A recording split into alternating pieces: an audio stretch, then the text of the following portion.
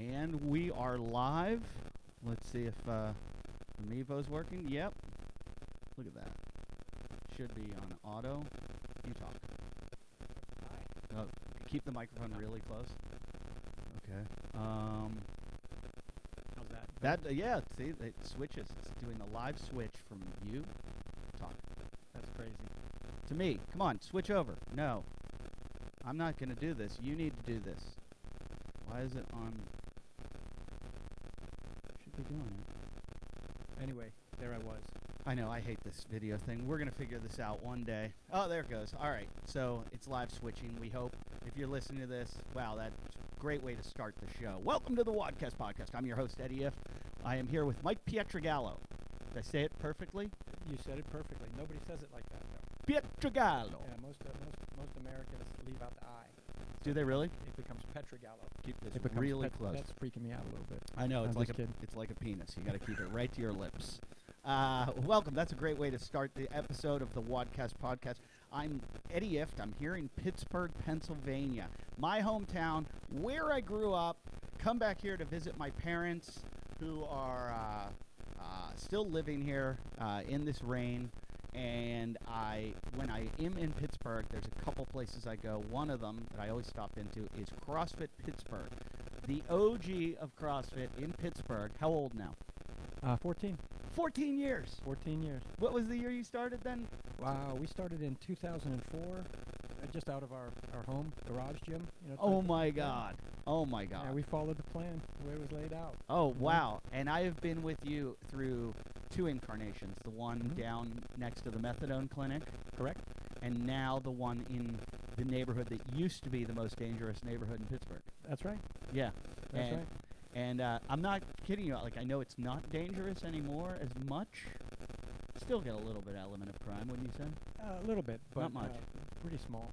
I mean, because this seems like more of an industrial area now. It is, exactly. But it used to be, if anyone knows the movie Training Day,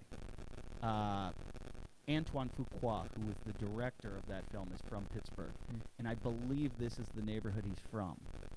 And I heard that he was able to film that movie in that really dangerous neighborhood of Los Angeles because he basically was a Crip.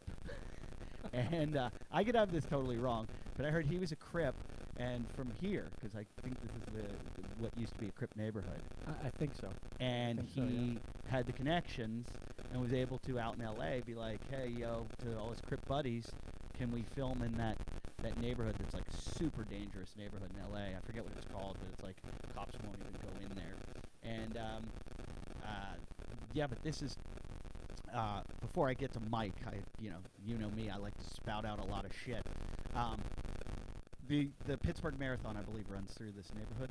Yes, it does. Yeah, and I had a buddy run the Pittsburgh Marathon one year, and I went with him to cheer him on, and he told me that they told them when you run through Homewood, don't take any water from anyone on the street, because one year someone was handing out vodka. Oh, and like people were grabbing cups off the table, and it wasn't water; it was vodka. Can you imagine being like 20 miles into a marathon and chugging, like taking a full mouth of vodka? well, I ran the Pittsburgh Marathon one time, and yeah, I think at the 18, 19, 20 mile mark, that might not have been bad. Yeah, might not have been. People take aspirin a lot in marathons, and I had a plan to take when I did a couple of marathons. I had a plan to put it in my pocket, so like at like mile 20 or something, if I needed it, to take it, and I didn't bring it. It's probably a good thing. It's probably not good for you. But you've been here how many years at this location? This is January 19. We start our 5th year in this location. Okay. And the last place was such a cool place too, because this gym right here is everything a CrossFit gym should be, and more. Because I always say, you want to go into the gym, you want it to like be hard and tough, and it shouldn't be a foofy Globo gym. That's not where you know, like when you watch Rocky, and I see you got a Rocky poster on the wall. Where did Rocky work out? Oh yeah, Nick's. Yeah, and he's the best fighter in the world ever. You heard that. Tyson and Ali. Rocky was way better than all of you. And so you walk in. First of all, your building is pink. It is. True story. Can you explain that? All right, so I mean, it's a big pink building. I'll take a picture of it and post it. it is very, very pink. Prior to us taking over this building, it was a bakery. It was an industrial bakery, and the owner, they had a very, very small storefront downstairs, but primarily they supplied Giant Eagle, a couple food chains here locally. Can you please do it with a Pittsburgh accent? I don't know. Giant Eagle. Giant Eagle. Anyway, they Giant provided Eagle. baked goods to Giant Eagles and whatnot. They came in here. They made all the baked goods. And they painted it pink because it being a bakery and all. What's pink got to do with the damn bakery? What was actually pretty funny though, downstairs, the exterior was just a bright pink, and then inside, I think they actually tried to make it look like a cake. Because they were making muffins and shit in there. The floor was like a pale yellow, and it had like sprinkles, on it, like paint chips. Our listeners, by the way, have no idea what we're doing. We're doing the Pittsburgh accent, Oh. which, by the way, the only way they know it is because I make fun of Scott Panchek's dad. Because Scott Panchek's dad has a really thick Pittsburgh accent, Right. and sometimes they make videos with him, and he's like, "Hey, these guys gonna go out there and do. You're gonna what at right now." Interesting story too. In our first location, they were one of our first members. The Pancheks. The Pancheks were one of our first members, and I will never forget the day they came in. Scott was, I want to say, between his senior year in high school, freshman year in college, or maybe freshman year in college, going on to sophomore. And he played football at Mount Union. Where is Mount Union? I think it's in Ohio. Mm. I could be wrong. If I don't know, I typically say Ohio. Okay. So, and the twins, Saxon and Spencer, they were young. I mean, they were very And young they're at the both time. like good competitors now too. Right. Yeah. Right. Did they exactly. Did W- one, one two of of them made the games, right? Scott and one of the twins. okay. Yeah. Boys, I love you, but I get the two of you confused. My wife's a twin, so it's a nightmare for me at home also. I know you You can't. know. You sleep with I'm not even your sure. wife and her sister all the time. That was terrible. Yeah. I gotta watch myself. But anyway, back to the paint scheme. So the inside was painted like to look like a cake, I guess. It was the floor was like a pale yellow with like these paint chips, and part of the wall, what you see down there now that's red, was a brighter pink than outside, and then the thin band that's black was a chocolate brown. I think you should have kept it that way. Well, I'll tell you, we looked at the building. We took over in January, 5 years ago, and we committed to host a level 1 later that month. Right. So as I was bringing some of our trainers over, and I was like, hey, check this out. Look at this place. This is what we're going to do. And, you kind of like rolling out your game plan. Every time we'd pull up to take a look, and we found the building around late November timeframe. So we had November, December to get it ready.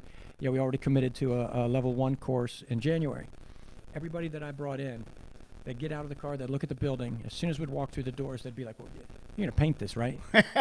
And, at that time, I'll tell you, I swear to God, at that time I was like, oh, God, yeah, absolutely. As soon as the weather breaks, we're painting this.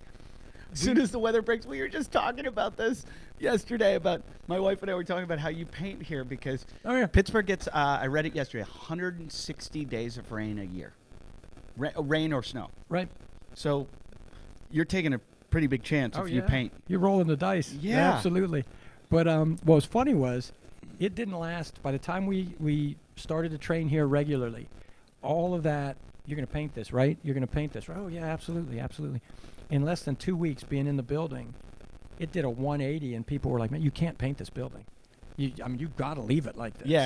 I think it's great. And so we just said, "Oh, okay, great." Can you put a big CrossFit sign up outside? Probably. I think you should do that because it makes it kind of funnier that you're pink and you're CrossFit. Like I think you should put the biggest CrossFit sign ever outside. It is, it's non-threatening. It's amazing. Like please don't docile. ever paint it. Like it makes it. I drove by yesterday. We were going to Whole Foods up here because you're right around the corner from a Whole Foods, and my daughter was with me in the car, and I took a shortcut just so I knew how to get here because I've been going to your other gym. I'd been here a bunch of times, but I wanted to make sure like I knew the right way, and I thought, oh, I'll just drive down this way so I know. I went past it, and my wife or my daughter goes, Dad, or she doesn't care about me. She's, Mom, look at the pink building. Oh, funny. She loves pink. And I go, yeah, that's the gym I'm going to tomorrow. I go, that's CrossFit Pittsburgh. So I just said that like a Pittsburgh. It's CrossFit Pittsburgh down there. So that's funny you had the pan checks here. I wanted to talk to you about that. So Pittsburgh is not notorious. It's famous for putting out a lot of amazing athletes. And I don't know if it does it as much as it used to do. Pittsburgh was, I know from back in the day, my dad's involved in football, and Pittsburgh, like this area, was a hotbed of famous quarterbacks, a lot of linemen. Football, this was the place because we had a lot of immigrants because of the steel mills, and they'd come over and they called them the hunkies. Right. Hungarians or what. I remember that word as I was a kid. It was like a racial slur. Sure. You know, like, hey, the hunkies over there left their ties out. You know, they got their clothes drying in the front yard and that. The hunkies were big, like massive freaks, and they created these like amazing athletes. Well, more and more as the steel mills closed and this became Google, Google moved into Pittsburgh. Now it's like a tech capital. Right. Now you're getting little nerdy people. But there's still the remnants of like, you know, like you pull up next to a red light. I one time my sister had a BMW convertible and I borrowed it once.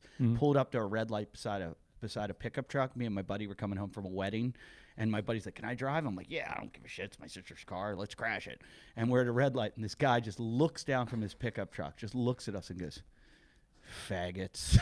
Jesus. And that's what I think of when I think of Pittsburgh, like that. Like, hey. Yin's going down the parking lot. You gonna roast a pig? No. Well, you better bring a keg then. If you're not roasting a pig, you better bring a keg. So you would think that Pittsburgh would put out the craziest, toughest, best CrossFitters ever. And I don't know anyone that's come out of here other than Panchek, but they're not really here. Yeah, you know, Scott was one of the first. I mean, great athlete. You know, that whole family. I mean, they're all, you know, they're freakishly good athletes. You know, I'm surprised he hasn't done better than he has. Yeah, well, you know what I think too, and it's interesting dynamic. But I mean, the games have changed so much since we got involved in the first iteration, and you know, all the way through. I remember one year, 2010 was the one and only year that they held sectionals. Because prior to the originals, it was almost like you just register and you're in. Yeah. You know, and at the ranch, you know, that type of thing. And so the first year, 2010, they did, there was prior to the Open, it was the year before the Open, they did sectionals, and I think ours was Pennsylvania, Delaware, and Maryland. And it was hosted at CrossFit KOP. Where's that? Just outside Philadelphia. Okay. Yeah, King of Prussia, PA. Oh, yeah. Yeah, and it was funny, too, because I remember one of our coaches was a really good athlete, Blake Schaub, and a really good guy, solid athlete. And so we were almost like, I kind of put myself in almost as like his sparring partner. You know, we'd train together. Right. That was it. You know, we'd train. And I had no intention of competing. And we got a little bit closer. And I thought, you know what? I mean, you're in it. I'm training with him. So, you know, I registered one night, and then we went in to train in the morning. You know, we linked up to train again. He's like, "Hey, man, I saw you registered." And I was like, yeah, we'll do it together. You know, that's that. And we did. And I think what was funny, though, what I remember was there was a downpour. It rained so hard. It was terrible. And rain was coming in sideways. And they had 3 workouts over the course of was it outside? Only one. One was outside. But what they did was they had it under a highway overpass, thinking that would protect you from the rain. And I'll never forget, that particular workout was it was an odd, like I think it started with like a 600-meter run. Right. And I'm like, who runs, you know, why 6? You know, you're programmed for 4, you know, 600-meter run, and then an AMRAP in the time remaining of one-arm kettlebell overhead squats. You know, one-arm kettlebell squats. If you brought the kettlebell down at any time below your head, you had a 200-meter penalty run. Oh. And so it was nasty. And what was kind of funny, too, was you were going in different heats, of course. So I remember getting ready to go, and you're watching other people come in. And I was older than most of the competitors. Mm-hmm. And I'm thinking to myself, you know, it was one of the things that I never really bought into was, you know, people are coming in and other guys are going, "Hey, how was it? How was it? It sucks." You know what I mean? Look at them. They're cold. They're wet. You know? So I didn't even think about it. I was like, okay, you know. And then we're, you know, getting dressed to go out. And again, I thought about it. It's cold. It's wet. It's storming. And I'm thinking, well, anything you wear is just going to get wet. Yeah. So less is better, right? So I had forged. It was relatively new at the time as well, forged clothing. So I had some, forged workout shorts, a T-shirt, and I put on like a ski cap. Right. I'm thinking, hey, minimize the Yeah. heat loss, And from the time we stepped out the door to walk to the workout area, we're soaking wet anyway. Yeah. So all the guys that thought they'd layer up with like sweatpants Yeah. and sweatshirts, I'm like, better for me. Yeah. You add an extra 40 pounds, dumbass. So it got so bad though during the WOD, the rain was coming in sideways. Oh. So and it was funny too because I guess like the head judge of that evolution, he's in like if we look like the Gorton's fish stick guy, he's like got this big bib overalls, big the raincoat, yellow hat. He's like, okay, 3, 2. I'm like, this is miserable, but you know what? It was just so much fun, a lot of fun. And again, contrasting then. I haven't ever made the games. Right. I'm not sure that. And it's funny too. I remember it was actually I heard this on one of your podcasts, and I'm sure it's an interesting dynamic. But you get so many people who are like, hey, I'm going to try that CrossFit thing, and I'm going to the games. I'm like, well, you know what? Good, and I believe you because they sell tickets and everything. So you can do both. I forget what town I was in where a kid said to me, he shook my hand before. Sometimes they make you greet everyone at the class, and he shook my hand and he said, "Where are you from?" And I said, "L.A." And he said, "Okay." And he said, I think the next thing he said to me was, "I'm going to the CrossFit Games this year." And I went, "No, you're not." And he goes, he was stunned because I think he's told everyone he's met that. Right. And I think I was the first person to call him on his bull. I went, "No, you're not. Like you're absolute. I can bet everything I have. I've never if Vegas will take this bet, I'll put my daughter up." Like I will bet my That's how daughter. certain I am.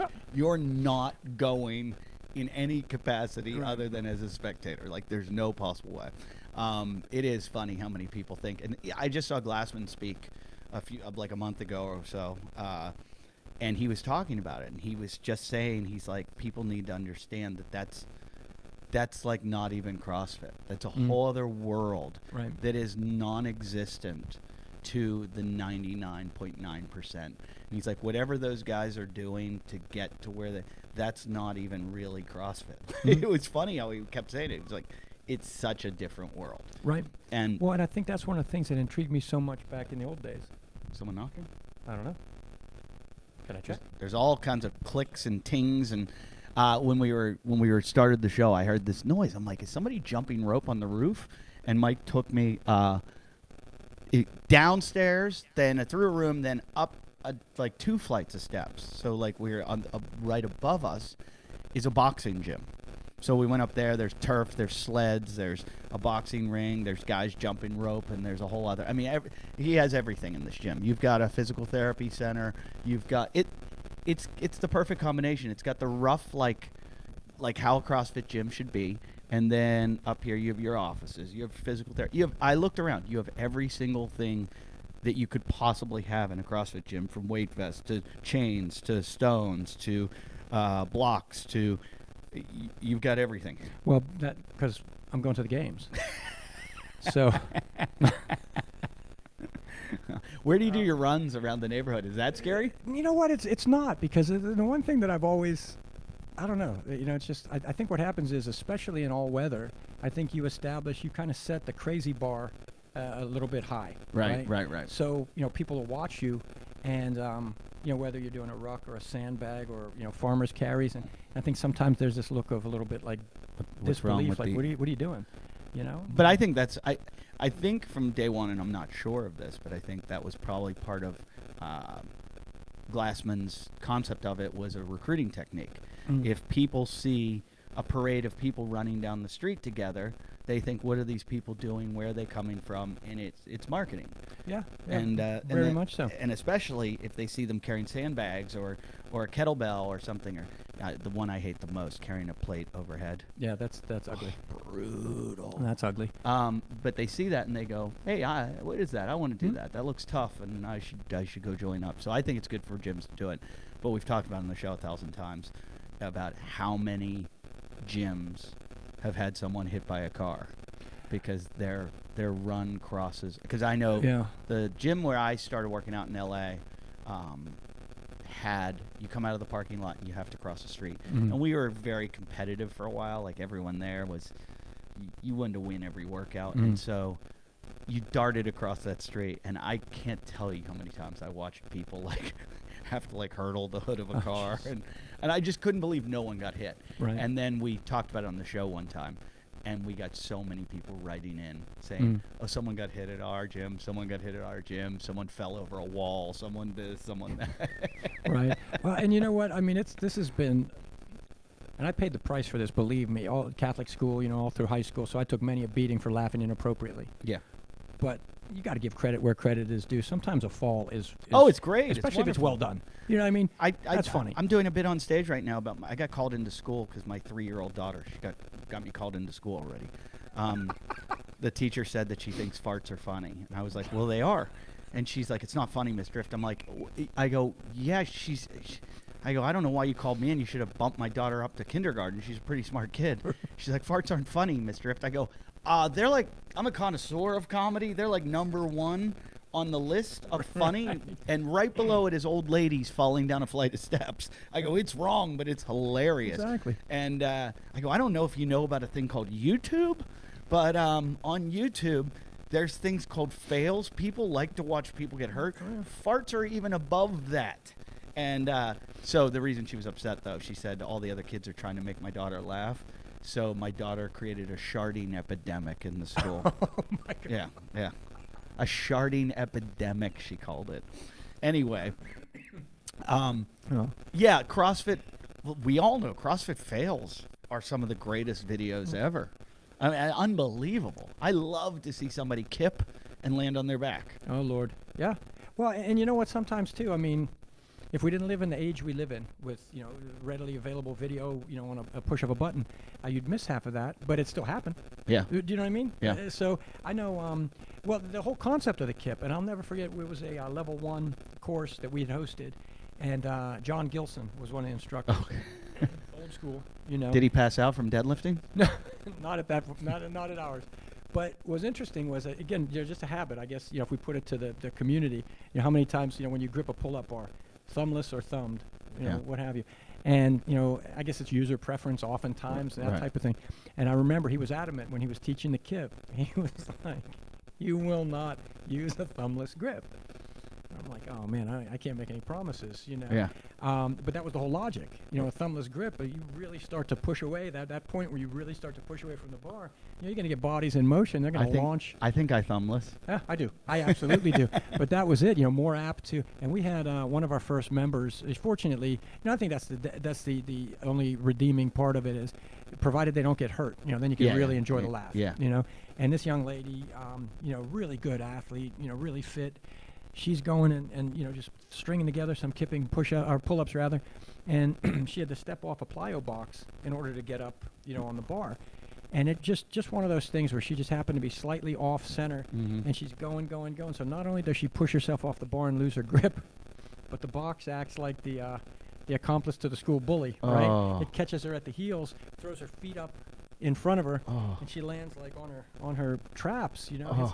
But what was crazy was you hear the thud, and I turn around to look, and I don't see anything because she's like behind the plyo box, right? Right. I'm like, what was that? And then you just kind of see this, you know, head come up, and she was okay, but you know, that was pretty funny. Okay, you and I, being Pittsburghers, this is what we do. And I've done this with you before where when I come in to work out, we talk for 12 hours about, we can shoot the shit for hours. That's true. So I'm going to jump all over the place, and I know people listening are like, get back to that. One of the things I wanted to get to is I have this weird thing about, like, why Pittsburgh doesn't have better athletes in CrossFit. And I'm not saying they're not, because I come in, and a lot of times I come into your gym and Raw out, and they've got a great team, realize the athlete within. They make the games all the time as a team, but I go in, and I've never been very good at CrossFit. You know, I've always considered myself an average CrossFitter. But at times I can go into, like, a gym somewhere and be one of the, like, top guys in the class. but I get the shit kicked out of me in your classes. Like every single person finishes before me. Like there's a lot of rough, tough Pittsburghers. You know, like Pittsburgh's a rough town. Like people always say to me, I'm in California, and someone will talk back to me, and I'll be like, I'm gonna punch you in the fucking face, and they're like, what? In California, they're like, you need a therapist, and I'm like, what the hell? I punched him too. I'm like, yeah, exactly. I'll fucking punch a therapist. You know, like that's the Pittsburgh mentality of like, you know, my family grew up in Greenfield, and my uncle's a boxer. They're all like, you know, Irish Catholic. Like, fuck you, I'll punch you. And you know, you get out of your car when someone cuts you off, and you know, like people talk about California road rage, and you're like, yeah, oh, he better shoot me. You know, like, and I don't. Because of that, I would think that Pittsburghers would come into CrossFit, look at it, and be like, "You want me to pick up that stone over there? What wall you want me to put it on? I'll make a whole. I'll make a wall of stones." Right. And you know, it's full of like tough, and it just. And I noticed recently there's about 15 CrossFit gyms in Pittsburgh, and you've been around the longest. Where are these tough guys? You know, again, it's interesting dynamic. We had within our own coaches membership base, that kind of thing. So back in 2010, like I said, we went to sectionals. Blake, our coach, and you know, it was funny. Never want to look back as the old guy and go, "Oh, I could have, been something," you know. But what was very frustrating for me was I think I decided to sign up maybe 72 hours prior, right? You know, and meanwhile, and that's for me, it's about attitude and training, 110%. You know, Blake was training to compete. Yeah. I was training to get him ready to compete. Yeah. Right? And, you know, I was probably in better shape than I had been in prior. Right. But up here, you know, You're also focused. a bigger guy. Like CrossFitters are like 185, 190. Yeah. Oh, I passed that benchmark in junior high. Yeah. Yeah. And your background's rugby? Yes. Yeah. Rugby. Well, high school I started off, I was a wrestler in high school. And then I got into boxing and martial arts in college. But it was always... I know you went to Central Catholic, which is the same school my dad. And Central Catholic is a famous Pittsburgh school. Great football. Dan Marino came out of there. Who else? Some other great football players. Just a wave of younger guys who I don't know. But college players, there's so many more D1 players out of Central Catholic. Yeah, it's an amazing football school. Right in the center of Pittsburgh. Yeah. It's the Catholic school. You know, you can come from all over and go there. Right. So they have an ability to recruit. But Dan Marino was the guy, you know, who came out of there and was just phenomenal. And what was amazing was he was 2 years ahead of me. So really? To be able to watch him, you know, I was a freshman, and watch him play high school ball as a junior. And you knew right then. You're like, yeah. Like, I'm going to the games. Yeah, this guy's going to the NFL. Well, I knew. Yeah. I knew. I was a little kid, and you knew about this high school football player that was the best in the country. And then to watch him at Pitt, you know, from this freshman year. He was year. also an amazing baseball player. He was. Absolutely. He was picking, I believe, between Stanford and Pitt, because he was going to play baseball at Stanford, but he got drafted too to play baseball. Right. And Kansas City, the Royals. Yeah. And he decided to go football.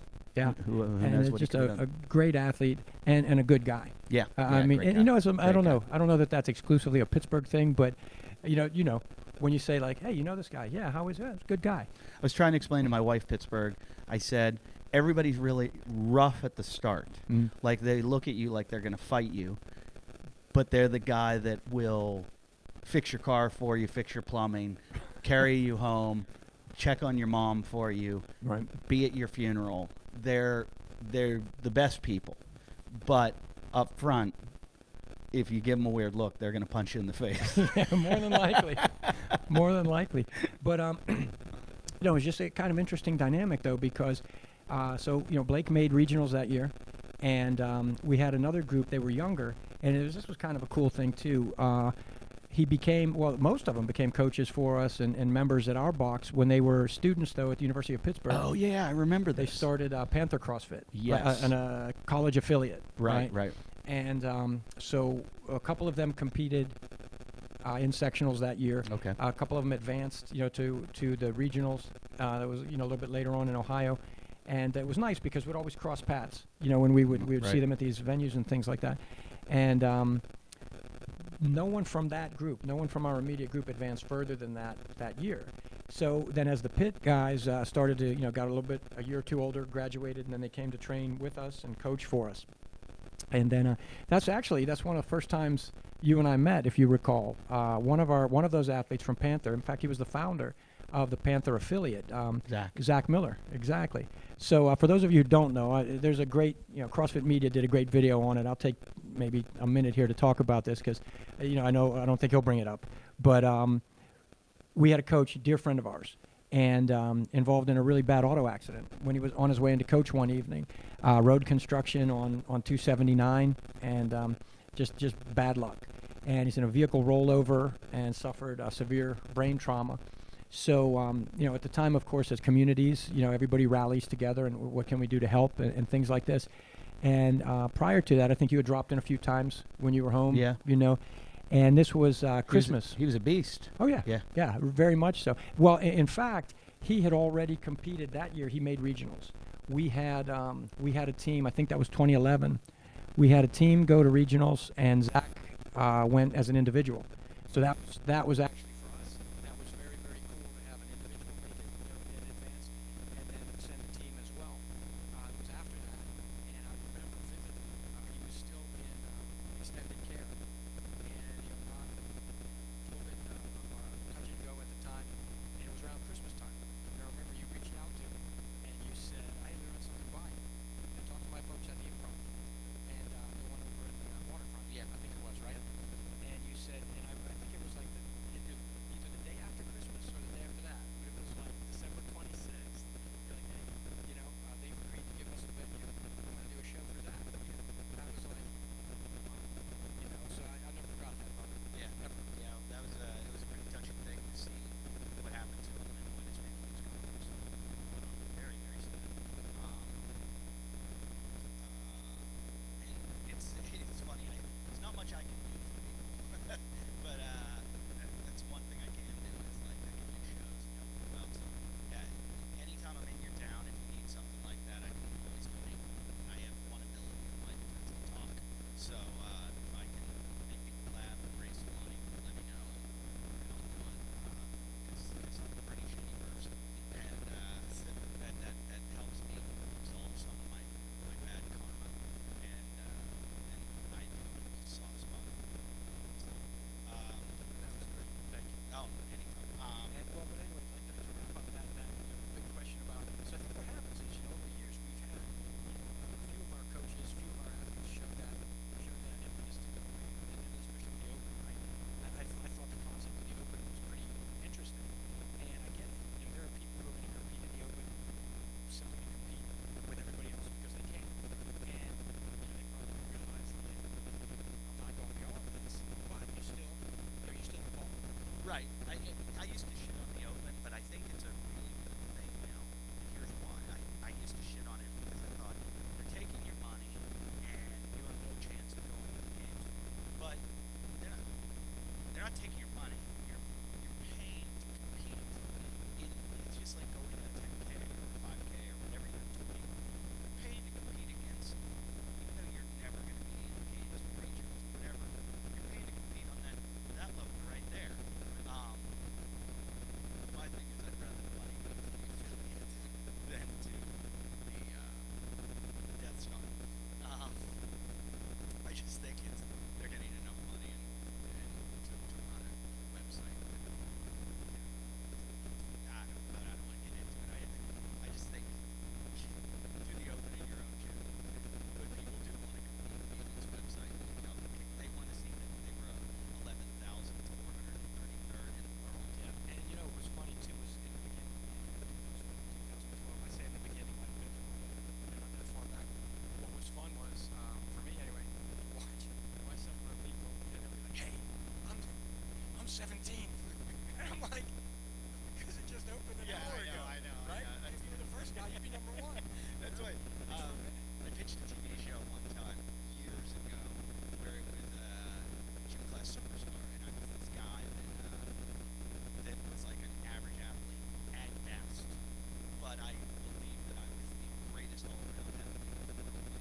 If I competed in every single event, I would lose. I was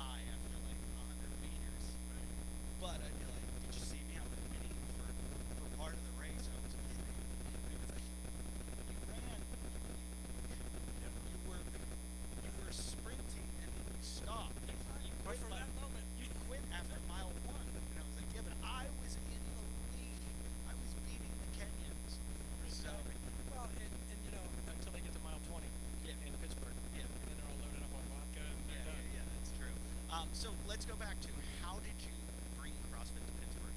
Very first one. You started in your garage. How did that happen? Okay. 2004, I was deployed to Baghdad, and I didn't want to get into that because every time I've ever asked you about your military background, you're always look at me like you're the guy that killed Saddam Hussein or Osama bin Laden, and you always go to me. You can't talk about it. And then one time you told me, I couldn't talk. Oh, you said I can tell you something. yeah, it was probably the closest. I don't know, maybe like one of the closer parallels at that point. But so I was deployed to Baghdad, and it was a bond. 2004. So I just turned 41. And You've been in the military your whole life. no, I was in the military out of college. Okay. And I don't know if it's a funny story or not. To me, it wasn't funny. But around about freshman sophomore year in college, I decided, and this was a long time, right? 81, 82. Okay, so there was no internet. Unless you're from a military town, you only know what you might read in books, and there's no Amazon to serve for books and things like this. But I decided, and I do not come from a military family. My father served in Korea, and later on in life, he would tell me when I chose the military path, I was like, Dad, you did it. He looked right at me, he goes, Jesus Christ, champ, I was drafted. Right? Like, so don't compare, you know? And I can't explain it other than I believe this with all my heart. You're drawn to something. Every so often it's call it whatever, calling or what have you. But I just got this strong pull to the Navy. And again, I mean, I say, So this is after college. right. Where'd you go to college? Pitt. Okay. University of Pittsburgh. Okay. And so, for me, and again, I always stress the time frame. Because bear in mind, there were no movies about these guys. There were no, internet that you could Google or anything like that. I decided I want to be a Navy SEAL, and I just thought, you know what? And maybe part of the driving factor was back then they were the least known about, right? And that was the intrigue for me. And I had occasion to run into a former SEAL at a gym that I was training at, and picked his brain a little bit. He was like, "Well, why did you decide to do that?" I don't know. I can't tell you. I feel the draw to it. And so long story short, after college, I tested and processed, and I think the downside is, the way the military was, and will be, is you can ask for what you want. Yeah. They're going to put you where they need you, and you can take it or leave it. So at the time, I tested for buzz, trying to apply through officer programs. I didn't even realize that. I'm thinking, okay, I have a college degree. The officer recruiter's telling me this is the route I should take. In hindsight, had I enlisted, different pathway altogether. It's right? easier though, right? Is it enlisted? It's easier to try to get there. Yeah. Try to get there in numbers, right? There are more enlisted billets than there are officer billets. But then you still have to complete the program. Right. Getting there is Sure. right? So, but again, I mean, I'm listening to a recruiter thinking, hey, this guy knows what he's doing. And no disrespect to anybody, everybody has a job. But this guy was a surface warfare officer. And as I recall, he was on his way out. So his last assignment was recruiting, and he needs to fill slots, right? And so he's like, we'll work on this and we'll try that. So the way it worked at the time, I imagine it's still the same. You could reapply every 6 months. If you got rejected, you could reapply in a 6-month window. So training, and I tested, written test, physical test, all this. I'm doing well. I apply, package comes back rejected. And I was like, okay. He said, well, now from what I'm hearing, that's not uncommon because there are very few officer billets available, and this is one of my options. He said, well, you could look at something else. And I'm like, what are my options to retest? Like, how do I get to buzz? And he said, well, you could retest in 6 months. So 18 months later, 3 phases. I mean, I tested for this 3 times over the course of every 6 months or 18 months. Passed every time. My numbers were getting better. I mean, I started out strong and I got better. What kind of test was it? Written test was pretty standard. The physical, looking back at the physical entrance, it wasn't all that bad. It was 500-meter run, 500-meter swim, side stroke or breaststroke only. Then you had like maybe 10 minutes, I think it was, to put on long pants and boots. They had run fatigues and boots. 10 minutes to do that. And then you had like a 2-minute interval to do max push-ups, 2-minute interval to do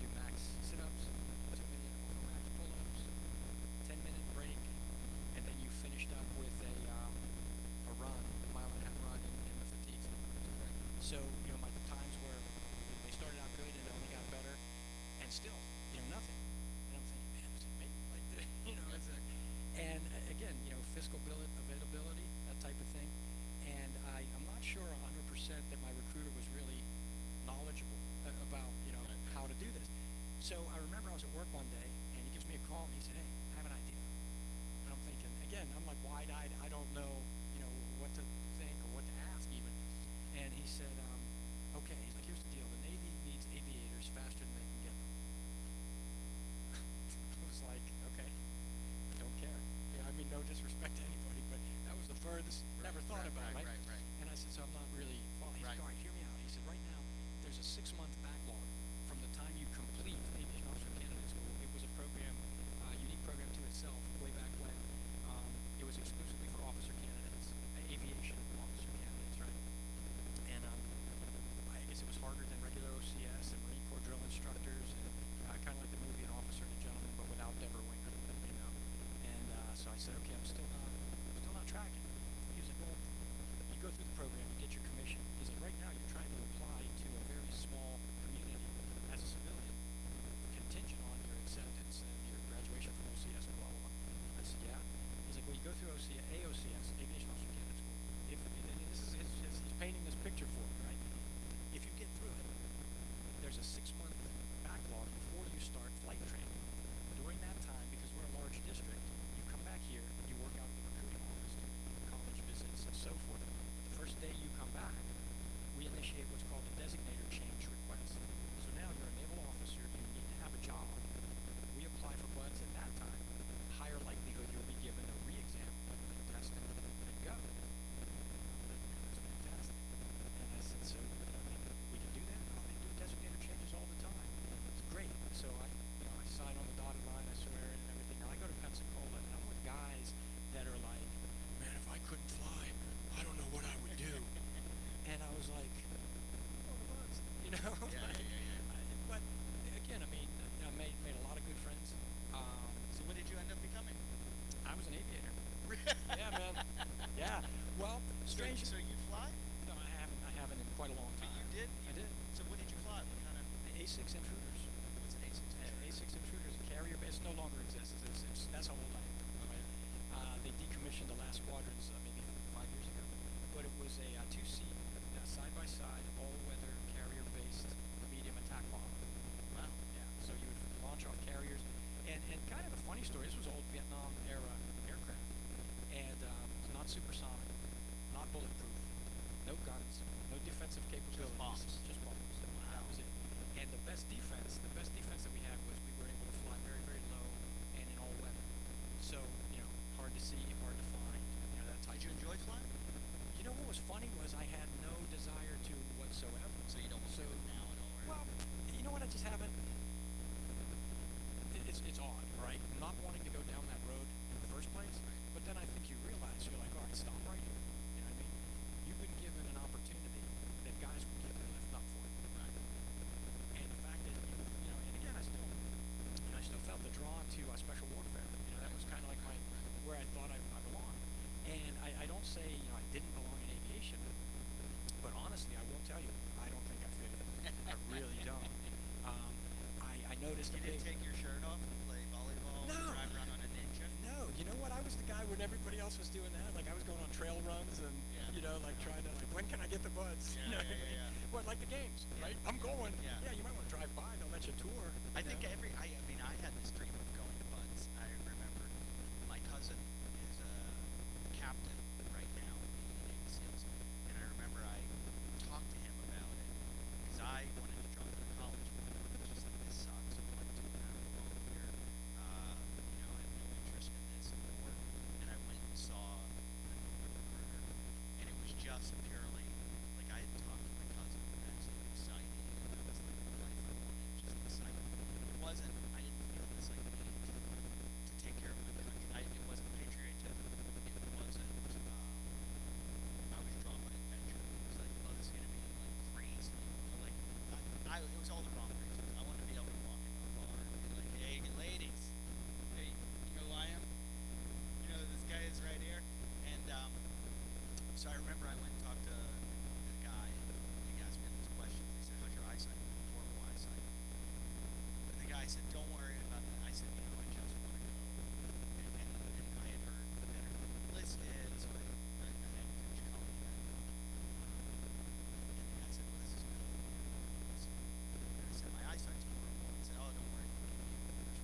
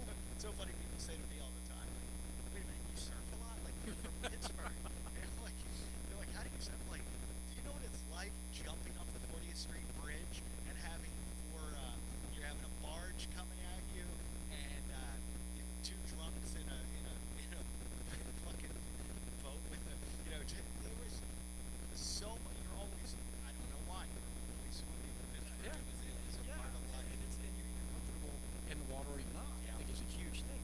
But You're always getting wrestled by your cousins that are bigger than you and drowning you. yeah. It's an ugly environment.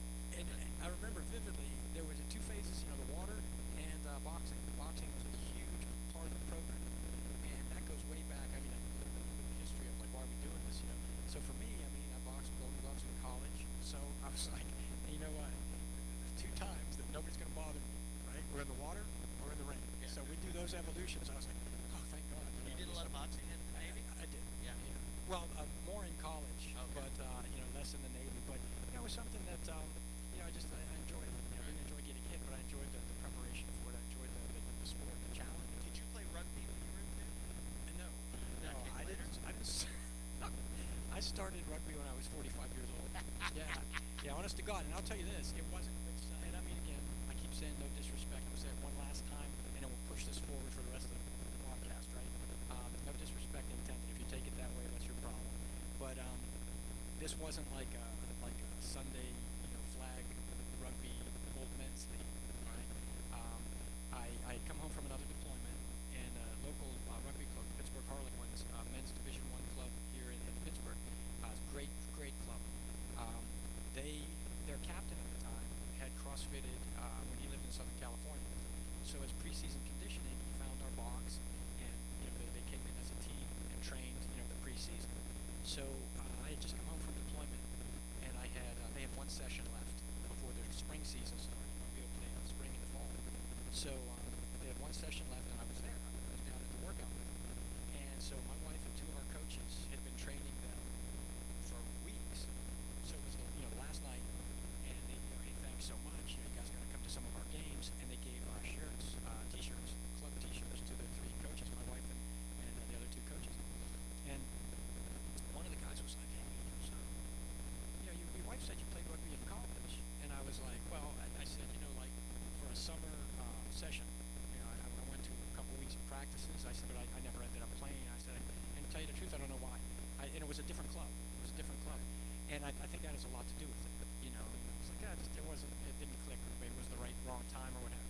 So they're like, hey, you should really come out and practice with us. Yeah, just have a run with us. And I was like, yeah, sounds great. Okay. So they go off to their season, their spring season, and I'm just staying at the gym, catching up with my kids, And so we did go to one of their games, and they've got a beautiful facility out in Cheswick. I mean, it's beautiful, right? A big clubhouse. I remember Cheswick. That's where Chessie. The purple elephant. The purple elephant. Chessie, come down to Cheswick. Cheswick pools and patios. Right across from the Chesarena. You know what the Chesarena is now? The Chesarena where I used to do the hokey pokey. Right. It's rubble. They tore it down. They tore down the Chesarena. Yeah. I used to go to all the Chesarena was this roller skating rink. We had roller skating parties. Oh yeah. The next skate is an all skate. The next ladies' choice. The floor. it's ladies' choice. They're the guy that is the DJ at the Chesarena grows up to become a DJ at a strip club. I think that's the progression. And you've got this guy who he's like on the mic and he's like, ladies and gentlemen, the next skate is an all skate. You always wanted the all skates. And then when they would do the lady choices, my buddy Joe Matarese has a funny joke. He goes, that's when all the hot girls go to the bathroom. It really. You're That's sitting right. there and some girl like, wanna skate? I can skate backwards. These Why don't girls, you do that then? But they do the limbo. Right. You would do the limbo where you roller skate under a bar, and you get the orange stopper on the front of your skates. Oh, yeah. So we would go to this thing, but the commercials were right across the street from the Chesarena was the Cheswick Pools and Patio, and they had a Purple elephant. Yeah. purple elephant in the front named Chessie, and they used to do radio commercials in Pittsburgh. There was a song. Cheswick Pools and Patios, where Chessie lives. Right. Why do I remember that? You know, Oh, that's crazy. Because it's like you only had like 3 radio stations. It was Yeah. ingrained in your head. Yeah. Jesse. So that was just so much Oh fun my there. God. So that's where they play rugby. Yeah, they've got a beautiful facility. So we go out on a Saturday, and it was like the worst of all times, right? Because it's a beautiful sunny day, blue skies, and fresh grass smell, cut grass, and it was a great, welcoming environment, very family friendly. So we're watching this game, and I'm looking, and my wife's like, oh God. And I was like, you know what, I gotta do this. And she's like, whatever, just suit yourself, right? So after the game, the guys are coming over, everybody's saying hello, thanks for coming, and all this. And so one of the guys says, hey, you really ought to come out. Practice Tuesday and Thursday, games on Saturday. I said, it sounds great. I said, I'd really like to give it a try. Thank you. And it is social. Like, they'll invite you out for a practice. Doesn't mean you're going to play. So I said, all right, great. Well, a couple of the players stayed with us to train during the season. So now that's Saturday. So Sunday, we're home doing things with the family. Monday, we go to the gym. One of the players comes in to work out Monday night. He's all excited because he's like in his 20s, so he doesn't know shit better than all that. He's like, hey, you can come practice with us tomorrow, right? And I was like, you know what? I said, no. The fatal flaw was I did not get to my wife first. I said, you know what? I talked about it with Jen. There's a lot to do around the gym, and I've been gone for months, on Trying to get out deployment of and it. whatnot. Well, I don't know it. She's walking up behind me, right? So this kid, all bright-eyed and 20-something, he goes, hey, Jen. And he goes around me, hey, Jen, can Mike come to practice with us tomorrow? And I'm like, yeah. So I turn around and she just goes, sure. And I'm like, oh, man. Okay. Did you So go? I did. So I looked How at many him. games do you play? I played for a few years. Did you really? Yeah, I did. And I'll tell you this. Position? I was a flanker, number 7, outside. Flanker. Open side flanker. Did you get hurt a lot? Oh, yeah. But you know what? No. Look, here's the good news. It was superficial because as a forward, particularly as a number 7, and I didn't understand the game. I didn't even know, you know what I mean? I didn't really understand the What were you the guys game. playing? NRL, Aussie rules, or Union? Union. Okay. Yeah. So that for those of you that are listening that don't know, I don't know it very well, but because I'm living in Australia a lot, I've watched a lot of rugby. Union is the one that's played more in England and more in the private schools in Australia, if I'm correct. And it's the one where they scrum and they also pick the guy up off the ground to go get the ball really high in the air. And so NRL is the one they throw the ball down the line. It's a little bit like gridiron, like American football. And then AFL's the one that kick the ball in a circle, circle field, and it's kicking off the post. And rugby, the only thing you're not allowed to do, it's like soccer, but you can pick it up and run with it. You can kick it anytime you want. No blocking, that type of thing. No contact unless the guy has the ball, right?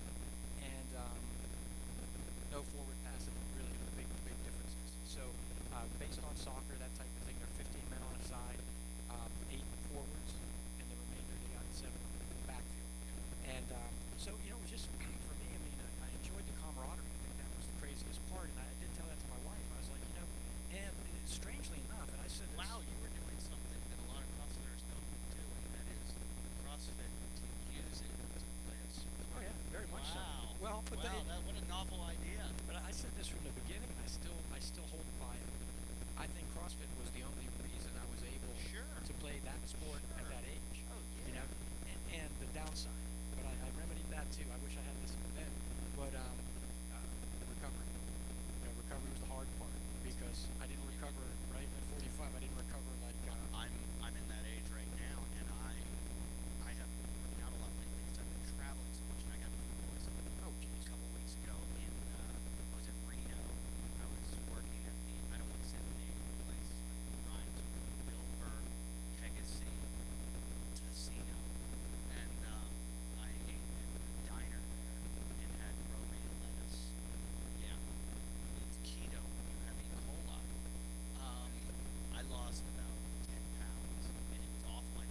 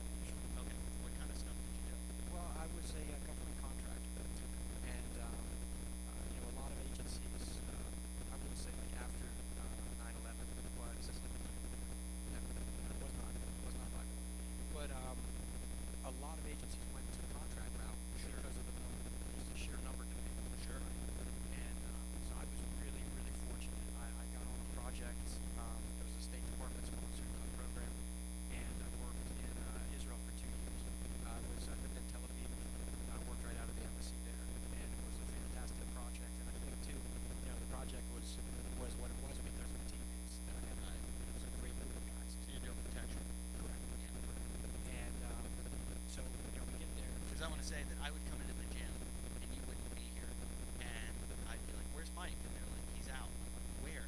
Can't say. And then you would come back and I'd be, "Where were you?" I'm like, "Can't tell you." It was always like cloak and dagger, and I used to joke with you. I'm like, "What are you? Are you CIA? What are you? You won't tell me. What?" I go, "Are you an assassin? You're some kind of secret thing." But now you can talk about it. Well, yes, yeah. I mean, I remember you told me when Gosling movie came out. You were like, "That's kind of what I do." yeah. Well, and interestingly enough, I think it things that you're just like right place at the right time. You know, the State Department project I was on in Israel, we were getting ready to go on a mission, and there was a courtyard out on the back side of the embassy. We bring our vehicles up and load our equipment. So we're State Department sponsored. There's another group in the embassy for another government agency. So we're walking out with our gear. They're coming back from the mission, so they're coming in. All of a sudden, the door opens, and there's this guy walking through the door. He looks like a refrigerator with a head on it. Right? So we give him like a friendly nod, and he nods back, and then we get about this close, and he stops dead in his tracks. He looks down, and he goes, "Mike!" Not that one. I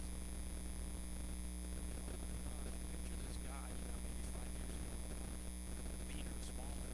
When I knew this guy, we worked a very short period of time in the Navy and the government contracting, worked in the private sector, and he was a young Marine right off active duty, very lean, small, this. So now he's working for an agency also and telling me, "Hey, what are you doing?" I'm like, "Well, I'm ready to go out." So we exchanged numbers real quick. "Call me when you get back." I'm like, "Great." So I called him when I got back. He invited me over to their, we were there so long, we had a beautiful apartment 2 blocks in, but they did more freedom of rotation, so they stayed in a hotel right next to the embassy. So we go over and we get a team room. He's introducing me to his team leader, his program manager, all this kind of stuff. So long story short, and oftentimes, I mean, that's how this works, you know. Hey, he tells me you're a good guy. And I was like, "Oh, thanks, that's nice to hear." He's like, "Would you be interested in working with us?" And I was like, "What's that with?" And so, that was that. So we put your paperwork together, you submit, your package, as it's called. And I was really lucky that I got picked up by that program. And, it was interesting at the time. Who was the guy? How'd you know the guy? He worked for this private company out of Northern Virginia, and we did, I would say, in hindsight, like gingerbread kind of stuff. So when you lived in Israel for 2 years, were you coming back and forth, or? Wow, for 2 years, I think I was home. A little over 2. Where was the wife? Here. Wow. Yeah. That's gotta be tough. Yeah, it was. And I'll tell you the hard part about it, too, was it was very, very tempting. But, it was a beautiful environment. Television, oh my God, it's beautiful. There's a beach in London. It's like South Beach. It's like South Beach. On the outside. The time we were there, the Intifada was still underway. A lot of random suicide bombings, things like this. And I mean right outside your front door type of thing. And so it was misleading. You have like beautiful shopping malls and movie theaters and restaurants, and we lived in this neighborhood. It was pretty badass. I mean, we were a 4-story building. We had the top 2 floors, like a rooftop, beautiful marble patio, and there were 2 apartments per floor. So the guy that lived on the top floor beside us, he owned a shop that was on the ground floor. So it was one of those like roll-up fronts, and every night there was an older gentleman lived right under us, and he and the shopkeeper would sit out front, play chess, this guy, right? Everybody knows this and that. And but at the same time, you start to think, but a block over, there was a right by the embassy, right next door to the embassy, was Mike's Place. There was a bar and restaurant. And this was maybe our first year there. It was Friday night, and I was always a little bit different. Like I'd get up early, like maybe 4:30, and have my coffee, go for my first workouts, of the day. And Doing CrossFit now? no, I didn't even know about it. Oh, this is before. Yeah, just making stuff up. Yeah, just really. And I remember once one of my teammates was like, and go work out. And like, real matter of fact, I looked at him, I'm like, because I go to bed at 7:30. I mean, like, how do you do it, So I remember it was a Friday, one of my teammates calls me up, and he's like, "Hey man, wake your ass up." He's like, "We're going to Mike's Place." And I was like, "Oh brother, I'm beat. It's Friday night, we've been going all week." I'm like, "I'm beat." He goes, "Oh, come on,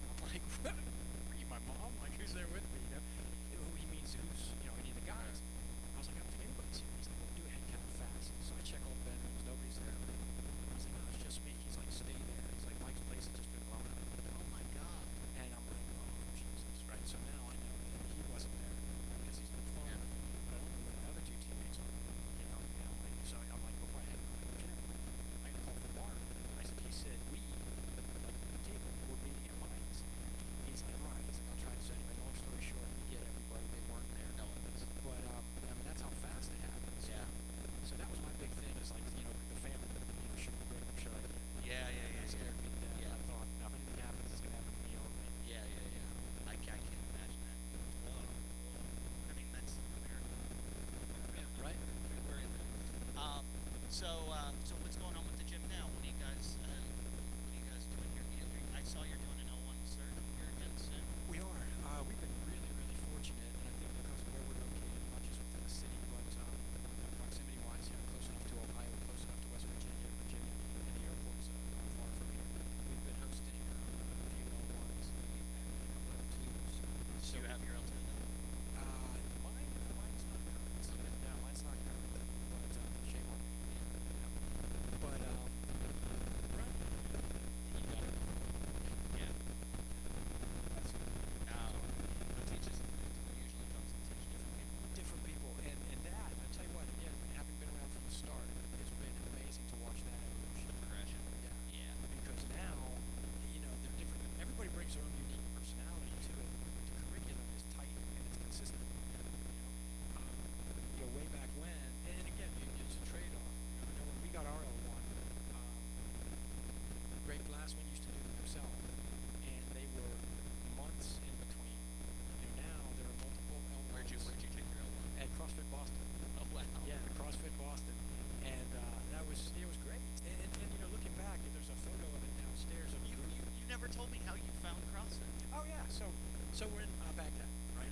And 41 years old, and I'm sitting across from one of my teammates at lunch, in a little dining facility there, and I'm complaining about my workouts. And I said, man, I got to tell you seriously, if this was a job or a relationship, I'd be looking for another one right now. I'm like, this is the point of no return, like diminishing return at best. I'm training hard. I've been hurt more often, not bad, but like nagging little, this hurts, that hurts, my knee, my hip, my whatever, And I said, but I was still doing that same old, Monday, Wednesday, Friday lift, whatever that might be, Tuesday, Thursday, maybe Saturday cardio, but whatever, exercise body. And when I say that, I don't mean now when you get on an air diet and punish yourself. I mean overcome it, flip it to a magazine, And real matter of fact, he was like, "You ever heard of CrossFit?" And I said, "No." And he said, "You should check it out." So it's a free resource. And this was the original website, remember? Wow, Where it was like yeah. the white background. I mean, this is back before my time. I think I've been doing it. I can't remember. I'm like 10 or 12 years. Okay. But I started from the website. Right. And you're even right. I mean, you opened it 15 years ago. Yeah. So prior to that. Yeah, well, the original website that I remember was mostly white, and it would have, if it had any links to anything, the videos back then, even like the technology now, you use like your iPhone and you get like a decent, hey, this is what we're doing and how we're doing it. Back then it almost reminded you of those like, hey, check this dog fight out. Yeah. You know what I mean? Like real grainy video, no sound. And you're like, I'm not even sure that's a dog. Yeah. What is that? Watch these psychopaths go at it with each other. Yeah. And so I go on the website and I see the first workout that I saw, the first one, and it says, all it says is deadlift, 1-1-1-1. Oh, I remember that. So 10 number ones with a hyphen. Like, okay, I think that means deadlift with one, and then so I go to the comments, and sure enough, if somebody explains this, I don't understand it, right? There's already questions, right? And it's like, yeah, that's 10 attempts at a single rep. And you could escalate until you can't, or you could pick a challenge in and do whatever.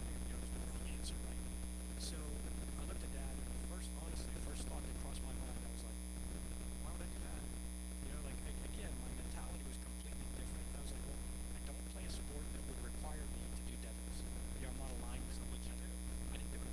So what I did was I sat there and I scrolled through the website, and I was like, you know what? I don't like that. I don't know what that is. I don't even know. And then I realized, I was like, man, this is probably just not for me. I just don't think it's for me. All right, great. So I see my same friend next day at breakfast, and he was like, I've noticed this with a lot of CrossFitters, and I am this way. When I like something and I know it works, or I believe in it, I will pester the shit out of it. Right. No, really, this is why you gotta try it. He was like that, but he was very, very reserved. He said, check out the website. And I said, yeah, I did. So what'd you think? And I said, you know what, it's neat. I like it, but I don't think it's for me. So real matter of fact, he's like,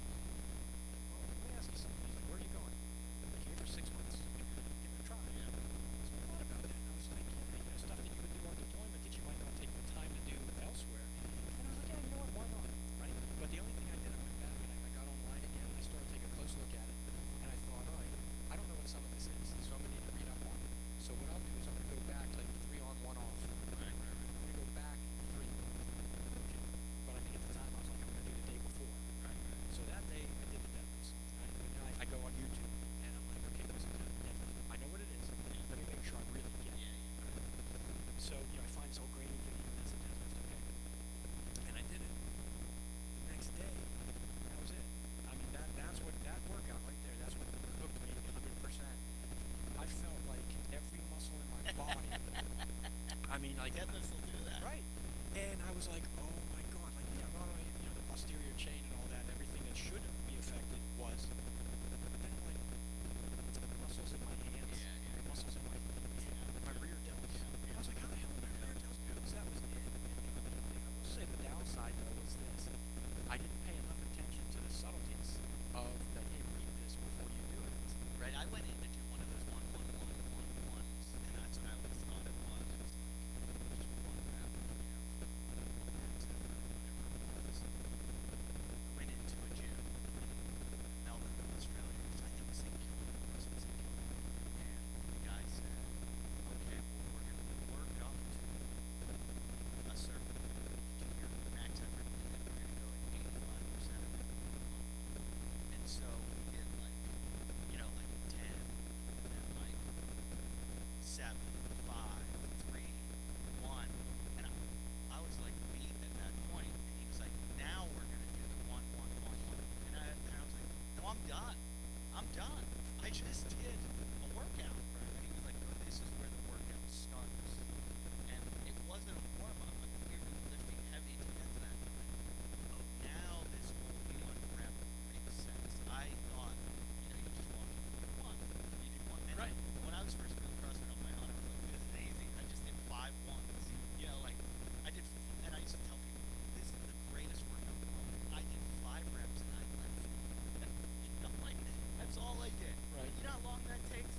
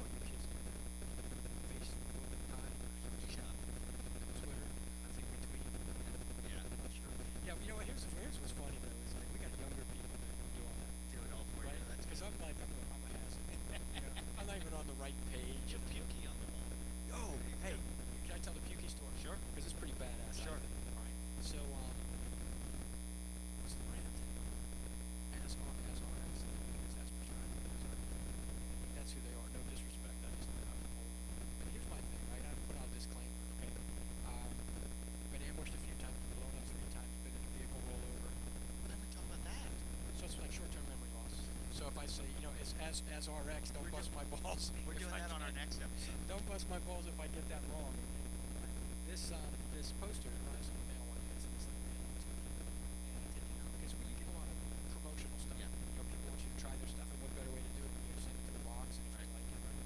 So open this up, and it is a like life size. That's from the floor, like to the Yeah, it's you know, it's huge, very big, huge. and it's like a life size Pukey, and it says on top it says CrossFit, and then on the bottom it says Unbio.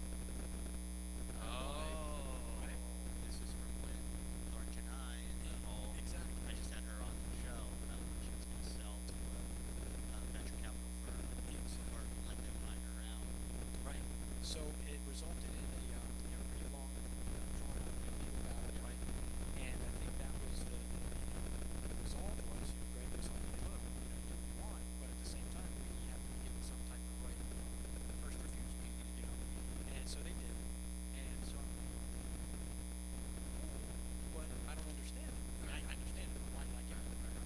So I call Life as prescribed, Life as RX, and I call them up and get this nice young lady on the phone. And I said, hi, this is Mike Petrogallo from CrossFit Pittsburgh. Anytime I'm talking to a vendor, I always say that first so they don't think I'm like some moron. And I said, yeah, I got a strange question for you. And it's always best to preface it with that, too. I said, I received this poster. I don't really, and she's like, oh, the Pukey poster. And I said, yeah. And she's like, there's one on the back. And it's like handwritten, Sharpie, like whatever the number of how many. It's a very limited number of ours is. And she's like, yeah. She's like, that's from Gray. Oh, wow. She said, he wanted to, throw out a thank you to the like make the originals like the first like the core group. I don't know how many there were to tell you the truth. I'd have to pull it down off the wall to look. But that was that. Oh, that's just cool. Showed up. So what really were you? kinda neat. What on the list of CrossFit stuff? Yeah, which is also kind of neat because one of our coaches several years ago, we wanted to get into website development and apparel. I said, sure, whatever we can do to help. He's like, well, you set up a website for me. Great, I'll do brand apparel for you. I said, look, if there's a way, they're like in the original Rocky, right? Hey, Rock, I think I know a way to make some money, I was like, hey, use the name, you're a good guy, we'll be happy to be your first customer, so to speak, right? So, he calls me one day and he said, hey, what number affiliate are you? I was like, I don't You know. gotta be up there. He said, well, what I want is I want to be able to put that, I want to incorporate that's that, cool. right? I said, okay. So I called affiliate support. And I said, hey, got a crazy question for you. What's that? Well, what's our affiliate number? And I thought this was kind of cool, too. They came right back and they're like, I don't know. They're like, we actually never tracked that, but how you can track it. I was like, okay. They're like, go to the website, go to the affiliates. They're in order of precedence. So like whatever one you are, like you're in there, like you just have to count the number, right? I was like, okay, great. So this was a few years ago. So I counted at the time, and we were like 54. Okay. And I was like, wow, 54. I was like, that's kind of cool. And then you see like, for example, like I remember CrossFit Honolulu's just in front of us, a couple of spots. Like they were right before the door and that kind of thing. And so it's pretty cool. And I don't know, maybe a couple of weeks ago, it just occurred to me, let's look again. I don't remember what the number is, but it is way lower than 54. So what happens is, like you get affiliates who maybe just close up shop, Right. or they just de-affiliate. Right. Like we'll keep the gym, but we're no longer Right, CrossFit, right. And or they merge. So what are you now? We're real low. Like we're real low. I think we're negative. We're like -3 or something. No, Well, we're low. that's a testament to you guys. You've stuck around. You've kept it 14 years. Yep. That's amazing. Congratulations on doing this. Your gym just gets better and better every time I'm here. And I might stop in maybe tomorrow. Who knows how sore I'll be. Absolutely. But I love you guys. Can't thank you enough for doing the show. And if you want to find Mike, CrossFit Pittsburgh, everything, Instagram, Facebook, all that. And if you're in Pittsburgh, you can't miss the gym. It's big and pink. And I want to put big CrossFit out front. CrossFit Pittsburgh. And because Pittsburgh's like the hardest, like everything's black and gold for the Steelers or the Pirates or the Penguins, and everybody's all about black and gold. So the fact that you got pink is amazing. You should paint it rainbow CrossFit. It's like, is that a gay bar? What's going on in there? But great times, and thanks for listening to the show. Always rate, review, comment on iTunes. It really helps us, guys. Go to our Patreon. You can donate $3 to watch the videos on Patreon, or $5, and you can get yourself maybe a Maya Pucks and Leopard Claw, which I'm going to get Mike here one. He's going to need it because he's an old man like me. And what else? Check out my dates, all my tour dates at anyif.com. Here's what's coming up. I'm just going to reiterate it again. I've got Minneapolis, Scottsdale. What's after Scottsdale is Michigan, Ann Arbor, Michigan. Then Sunnyvale, California, which is up in the Bay Area. Then I will be in Pittsburgh again, and then I will be in Boston, New York, Boston, Australia, Adelaide, Melbourne. No, I'm sorry, I'm not doing Melbourne. I apologize. I'm not doing Melbourne. Adelaide, Launceston, Sydney, and then I come back and I'll be in Las Vegas. So check out all my dates at anyif.com. Thank you guys for supporting the show, and go to our Instagram and join it again, because we separated the Instagram